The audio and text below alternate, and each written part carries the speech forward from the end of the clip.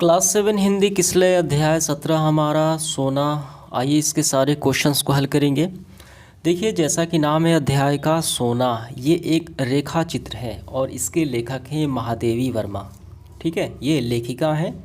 और देखिए रेखा चित्र का मतलब क्या होता है कि जीवन संबंधी किसी विशेष घटना जो वृतांक होते हैं उसके बारे में अगर बताया जाए, किसी घटना के बारे में, वो रेखा चित्र कहा जाता है। तो लेखक महादेवी वर्मा ने यहाँ पे एक घटना का जिक्र किया है। ठीक है, यानी उनकी स्मृति में ये बात याद आ रही है कि उनकी परिचित, ठीक है, यानी उनके पड़ोसी व्यक्ति हैं स्वर्गीय डॉक्टर धीरेन्द्र नाथ बसु की पौत्री सुष्मिता द्वारा उसे एक हिरण भेजा जा रहा है, यानी पत्र के माध्यम से। ठीक है, पत्र लिखती है और एक हिरण भिजवाती है। ठीक, तो हिरण का बच्चा होता है, वो 2-3 दिन का होता है। तो जो लेखिका है वो हिरण पालने का ख्याल उनके मन से, यानी वो अब नहीं चाहती थी। ठीक है, तो उनके पड़ोसी द्वारा यानी सुष्मिता द्वारा हिरण को भेजा जाता है।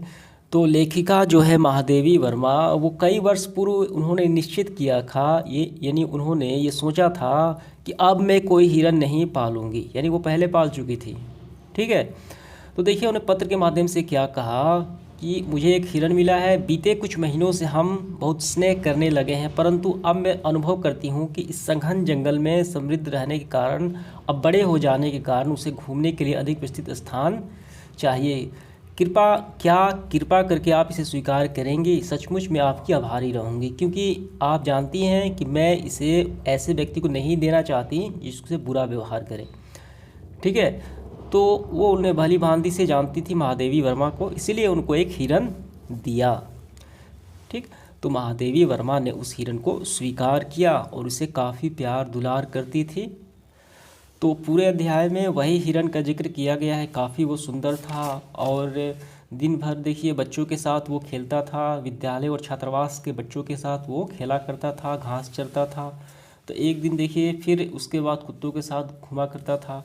तो एक दिन की घटना घटी कि लेखिका जो है बद्रीनाथ यात्रा के लिए ग्रीष्म अवकाश यानी वे गई और वापस आती हैं तो हिरण को मरा देखती हैं, क्योंकि उसके गर्दन में रस्सी बनी हुई थी और उससे वो गिर के यानी फंस के गिर पड़ा धरती पर, वो मर गया। तो यही पूरी एकांकी है। तो चलिए इसके क्वेश्चंस को हल करते हैं। देखिए प्रश्न क्रमांक पहला हमारा, महादेवी वर्मा को अपना निश्चय क्यों बदलना पड़ा। देखिए उन्होंने क्या निश्चय किया था, मैं कोई भी हिरण नहीं पालूंगी, तो ये निश्चय क्यों बदलना पड़ा, ठीक है, वो बताना है।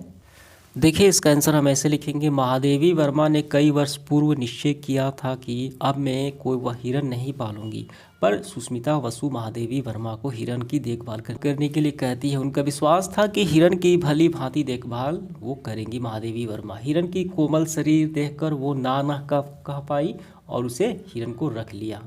ठीक है, तो ये आपका उत्तर हो जाएगा।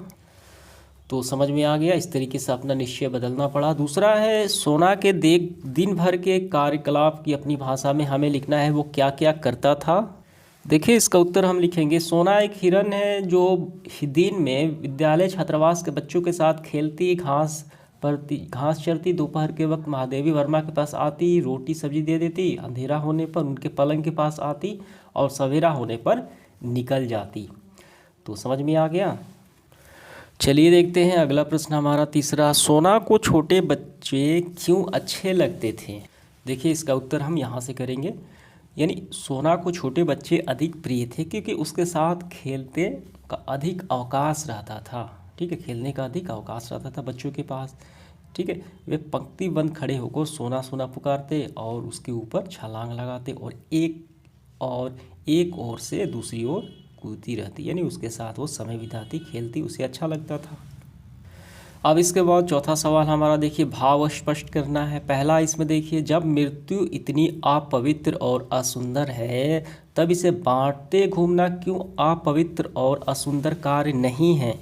देखिए हम यहाँ पे नज़र डालेंगे तो ये महादेवी वर्मा के विचार हैं। ठीक है, कि मनुष्य मृत्यु को असुंदर ही नहीं अपवित्र मानता है। अपने प्रियतम आत्मीय जन की शव के निकट जाना अपवित्र, अस्पृश्य यानी छुआछूत और भयजनक को मानता है। जब इतनी ही अपवित्र और असुंदर है मृत्यु, तो वो बांटते क्यों घूमता है, यानी वो किसी की हत्या क्यों करता है, जीव हत्या क्यों करता है। ठीक है, उसको वो अपवित्र क्यों नहीं मानता, क्यों अपवित्र और असुंदर कार्य नहीं है, वो नहीं समझता है। ठीक है, ये मैं नहीं समझती। तो इसका आंसर हम कैसे लिखेंगे? देखिए, इसका आंसर हम ऐसे लिखेंगे, प्रस्तुत पंक्तियाँ महादेवी वर्मा के विचार हैं, जो कहती हैं कि मनुष्य मृत्यु को जो है असुंदर ही नहीं अपवित्र भी मानता है। ठीक है, अपने प्रियतम और के शव के निकट जाना अपवित्र और भयजनक मानता है। ठीक है, तो वह मृत्यु को बांटना अर्थात जीव हत्या करना सामान्य कार्य मानता है। जीव हत्या करना क्या मानता है? सामान्य कार्य मानता है। पशु पंछी जीव की हत्या करता है, यह असुंदर एवं अपवित्र नहीं मानता।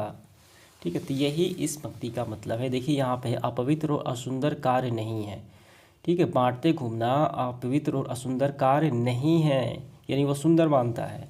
ठीक है, किसी की हत्या करना, तो यही इसका मतलब हो गया, भावार्थ हो गया।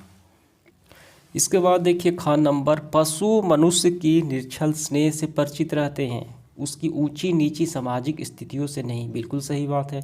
जिन पशु से पंछी से हम प्रेम करते हैं, तो प्रेम करने वाले के बदले वो भी प्रेम करते हैं, उसकी सामाजिक स्थितियाँ वो नहीं देखते हैं। तो इसका उत्तर हम लिखेंगे, लेखिका ने इस कथन का आधार सोना से अनायास प्राप्त प्रेम एवं सत्य से अनुभूति है। पशु मनुष्य के साथ प्रेम से ही पहचानते हैं, उसे सामाजिक स्थितियाँ ऊंच नीच से नहीं पहचानते। ठीक है, जो जिसके साथ जैसा व्यवहार करता है, प्रेम करता है, तो वो भी उससे प्रेम करने लगते हैं। इसके बाद देखिए पाठ से आगे वाले सवाल, सोना के सौंदर्य का वर्णन अपने शब्दों में हमें करना है। देखिए इसका हम 3 से 4 लाइन में आपको कर लेने हैं कि सोना का जो सौंदर्य है वो कैसा है, तो यहाँ पे आपको समझ में आ जाएगा।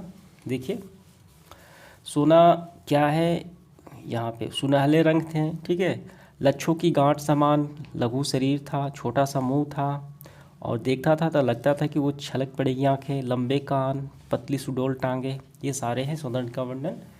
तो आइए करते हैं। तो इस तरीके से हम लिखेंगे, सोना महादेवी वर्मा के घर पलने वाली एक हिरन है। ठीक है, सोना का शरीर कोमल सुनहला रंग, कान लंबे, आंखें चमकीली थी, देखती थी लगता था कि अभी छलक पड़ेंगी। तो हमने वर्णन कर दिया। ठीक, तो चलिए देखते हैं अगला प्रश्न। प्रश्न क्रमांक 2 हमारा, पशु पंछियों की सुरक्षा के लिए क्या उपाय करेंगे? तो जहाँ तक हो सके वो हम उपाय करेंगे। देखिए पशु पंछियों की सुरक्षा के लिए हम अनेक उपाय करेंगे, जैसे गर्मियों में छत के ऊपर पानी रख देंगे ताकि वो ना मरे। पंछी को नहीं मारेंगे, जहाँ तक संभव हो सके हमें भोजन देंगे उनको, और किसी का शिकार नहीं होने देंगे। समझ में आ गया? अब इसके बाद अगला सवाल देखिए हमारा, क्या होता जब, ये विभिन्न स्थितियां हैं, अब आप अध्याय पढ़ेंगे आपको समझ में आ जाएगा। क्या होता है यदि हिरन के 3-4 दिन के बच्चे लेखिका के पास ना लाया जाता, महादेवी वर्मा के पास अगर वो बच्चा ना आता, किसी दूसरे के स्थान पे चला जाता, जंगलों में कहीं भटकता, तो क्या होता? तो हमें इसका उत्तर लिखना है, वन में अकेला होता और मर जाता। क्या लिखना है? वन में अकेला होता और मर जाता। अब इसके बाद देखिए ख नंबर, हेमंत वसंत और फ्लोरा सोना से दोस्ती ना करते तो सोना अकेली रहती। ठीक है, लेखिका बद्रीनाथ की यात्रा पर ना जाती तो सोना मरती नहीं। देखिए यहाँ पे बद्रीनाथ की यात्रा पे गई तो सोना देखिए रस्सी में फंस गया उसका गला, तो वो गिर के मर गई। तो यात्रा पे ना जाती तो वो गिर के ना मरती। अब इसके बाद देखिए व्याकरण हम हल करेंगे। एक होता है अनुस्वार, ठीक है, ऊपर बिंदु, और एक होता है अनुनासिक यानी चंद्र बिंदु। ठीक, तो ये हमें छांट के लिखना है। पहले चंद्र बिंदु वाले देखिए पाठ से ही हैं आपके, कौन कौन से हैं, तो इसको हमने लिया है, आप ढूंढेंगे तो मिल जाएगा। देखिए सांसें, आँख, ऊंची भव। ठीक है, और सिर्फ बिंदु है अनुस्वार, बंधन, अंतिम, गंगा, परंतु, बस यही आपको लिख लेने हैं। अब इसके बाद देखिए हमें क्या करना है, कारक का चिन्ह के हम पहचान करनी है। मैंने निश्चय किया अब हिरन नहीं पालूं, किसने निश्चय किया? कर्ता ने किया, मैंने किया। ठीक है, तो ये कर्ता हो गया, यानी कर्ता ने।